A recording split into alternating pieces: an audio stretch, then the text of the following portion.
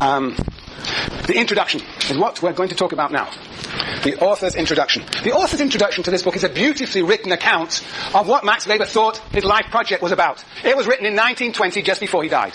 It has been put at the beginning of the book as a sort of, because this book, as it first came out, was one of the first, if not the first, translation of any of Max Weber's writings. It was organized by Talcott, I think it was actually translated by Talcott Parsons. The famous Talcott Parsons, to whom I have paid obeisance in the past.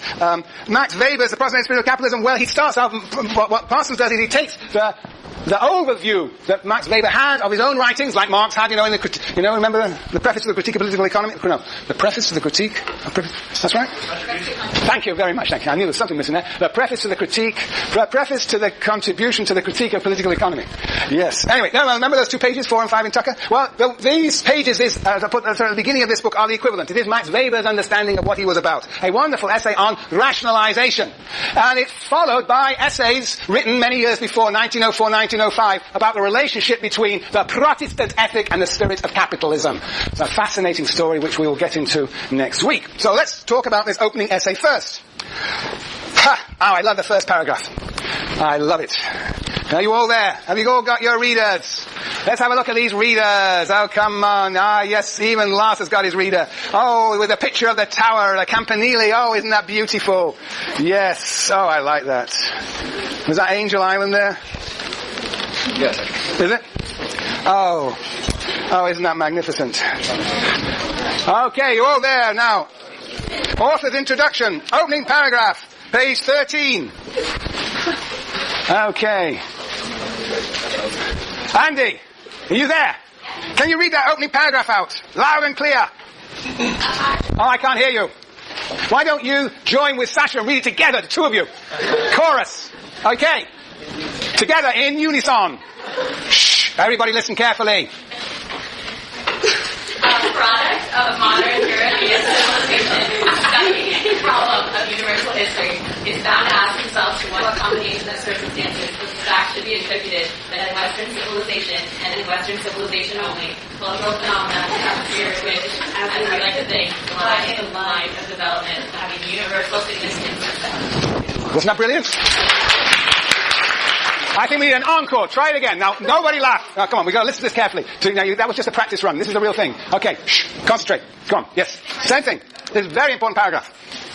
A product of modern European civilization, studying any problem of universal history, is bound to ask himself to what combination of circumstances the fact should be attributed that in Western civilization, and in Western civilization only, cultural phenomena have appeared which, as you like to think, lie in a line of development having universal significance and value. Very good. That's fantastic. Thank you very much. That is a very, very, very important paragraph. What is Max Weber saying here? He's saying there's something peculiar to Western civilization. Cultural phenomenon that have been found only in Western civilization have appeared, which, now, as we like to think, very important, as we like to think. We in the West like to think. We in the West like to think, as we like to think. Okay, he's accepting that we think this way, as we like to think. Lie in a line of development, having now this culturally peculiar phenomenon, that has universal significance and value. Universal significance and value. Universal significance and value. Universal significance and value. Well, to say something has universal value, I think Max Weber is saying here that this cultural phenomenon, which is what? Which is rationalization, as we'll see in its different forms, that this process of rationalization that he says is peculiar to the West, this process of rationalization is something to which the entire world must make reference to. That is to say, it has become a fundamental reference point. It doesn't mean you embrace rationalization, you think it's a good thing, but it becomes a point of reference, universal value. That's what I think he means by universal value. But it has also universal significance, because this process of rationalization is not just a reference point for evaluating the world, but it has consequences for everybody in the world. This process of rationalization has consequences for everybody in the world. So it has consequences for everybody, and it is a point of orientation for all. We must study it, says Weber, figure out what it is, and figure out where on earth it came from. And of course, what its consequences are. So that's that opening paragraph. Now, What is this rationalization? Well, he goes on to talk about it in the following pages. And he gives us a litany of all the ways in which the West is distinctive in its capacity to rationalize. So he talks about science, the development of science. Yes, there was science in India. Yes, there was science in China. But only in the West did science develop a true mathematical foundation. Only in the West did we invent the idea of rational proof, as you know from geometry. And only in the West, and most importantly, did we develop the experimental method. Science there existed. The observations, Indian astronomy, very famous. But it did not develop the mathematical foundations or the experimental method associated with astronomy in the West. Then he says politics and law.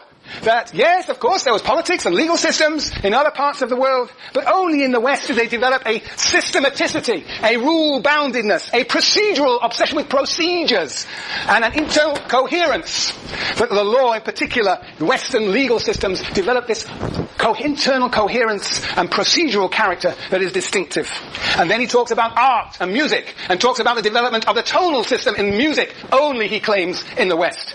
And then he talks about architecture and how the uniqueness of Western architecture lay in the what? In the discovery of how to produce a dome. A dome. That's interesting. That's very weird, isn't it? Now I'm just thinking about it. I mean, all those mosques have domes, don't they? Yeah, interesting.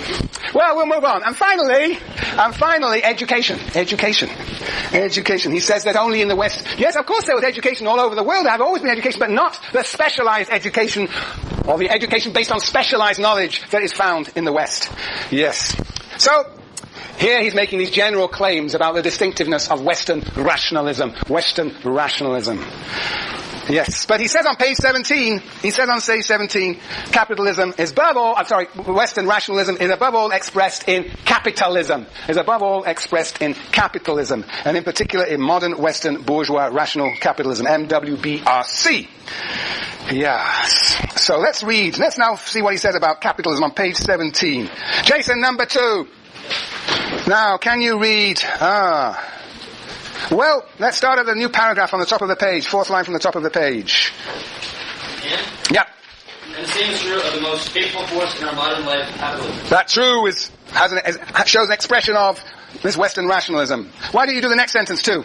The impulse to acquisition, pursuit of gain of money of the greatest possible amount of money has in itself nothing to do with capitalism. Let us not confuse capitalism with the simple pursuit of money. So now let's drop down to, from the bottom of that paragraph, 2, 4, 6, 8, 9 lines from the bottom of the paragraph, capitalism. Continue. Capitalism may even be identical with the restraint, or at least a rational tempering of this irrational impulse. Go on. The capitalism is identical with the pursuit of profit and forever renewed profit by means of continuous, rational, capitalistic enterprise. Yes. Oh, no. Capitalism may even be identical with the restraint. With a restraint on what? On the idea of acquisition and consumption. Capitalism may even be identical with the restraint or at least a rational tempering of this irrational impulse. But capitalism is identical with the pursuit of profit. So this is our first definition. Capitalism is identical with the pursuit of profit and forever renewed profit by means of continuous rational capitalist enterprise. That is our first definition. Capitalism is the rational pursuit of profit. Rational pursuit of profit by means of calculation and money. Yes. So, if we turn on to page 18, he says, 4 lines down from the top, he says, where capitalistic acquisition, 4 lines from the top on page 18, where capitalistic acquisition is rationally pursued, the corresponding action is adjusted to calculations, Annie. Calculations in terms of capital. This means that the action is adapted to a systematic utilization of goods or personal services as means of acquisition in such a way that at the close of a business period, the balance of the enterprise in money assets exceeds the capital, i.e. the estimated value of the material means of production used for the acquisition exchange. That is, you make profit. That what goes out, the revenue you get in is greater than the cost of production. You make profit. A rational pursuit of profit involves always systematic calculation of costs. Yes. And then if you drop down, from the bottom of the page, 2, 4, 6, 8, 9, 10, 11 lines. Why didn't you read that, Jason? Number 2. 18. Yes, say. The important fact. The important fact is always that calculation of capital in terms of money is made, whether by modern bookkeeping methods or in any other way, however primitive and rude. Everything is done in terms of balances. Balances. Money.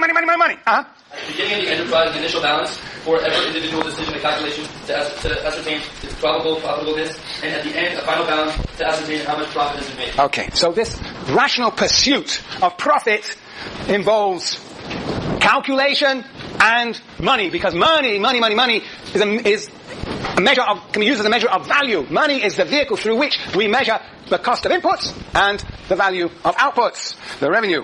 However, there are different types of capitalisms. Capitalism may be the rational pursuit of profit, using calculation and money, but there are different types of capitalism. On page 20, he goes into some detail about the different types of capitalism. He talks there about merchant capitalists. Well, what do merchant capitalists do? They make profit on the basis of what? Bridget, what do you think? Yes, selling products. Very good. Selling things at a higher price than you buy them.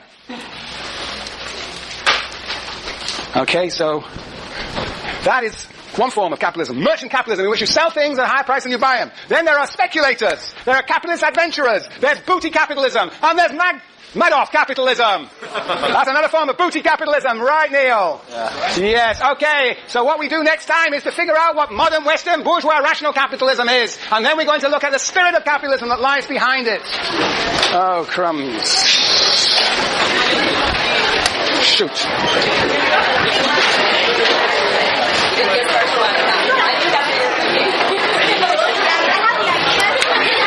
Oh well, win some, lose some.